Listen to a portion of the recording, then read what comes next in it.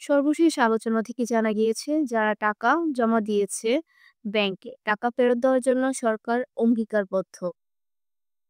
কারো টাকা মার যাবে না, তবে টাকা ফেরত দিতে একটু সময় লাগতে পারে বলে জানিয়েছেন অর্থ উপদেষ্টা শাহেলুদ্দিন আহমেদ। সাংবাদিকের অর্থ উপদেষ্টা বলেন, খারাপ ব্যাংকগুলোকে বাংলাদেশ পুনর্বাসনের চেষ্টা করছে। ইসলামী ব্যাংক তার একটি উদাহরণ। এদিকে ব্যাংক আস্থা ফিরে আসছে। অন্য ব্যাংকগুলোর জন্য ব্যাংক রেগুলেশন অ্যাক্ট করা হয়েছে। এটার প্রথম শর্ত হলো, যারা ব্যাংকে টাকা জমা দিয়েছে তাদের টাকা ফেরত দেওয়ার জন্য সরকার অঙ্গীকারবদ্ধ। কারো টাকা মার যাবে না, তবে একটু সময় লাগতে পারে, কারণ টাকা নিয়ে চলে গেছে অনেকে। পৃথিবীর কোনো দেশে এরকম ঘটনা ঘটেনি। অর্থ উপদেষ্টা সাহেলুদ্দিন আহমেদ বলেছেন, সঞ্চয়পত্রের মুনাফার হার বাড়িয়ে দিলেই সব মানুষ সঞ্চয়পত্র কিনবে। ব্যাংকে টাকা রাখবেন না।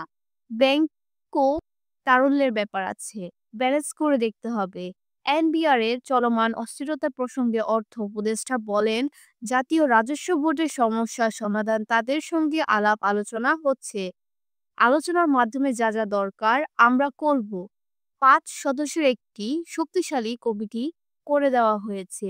সাহেলুদ্দিন আহমেদ আরও বলেন, বিদেশি বিনিয়োগকারী আনতে আমরা নিশ্চিত করছি, যাতে ব্যবসার জন্য ১০ থেকে ২০ জায়গায় যেতে না হয়।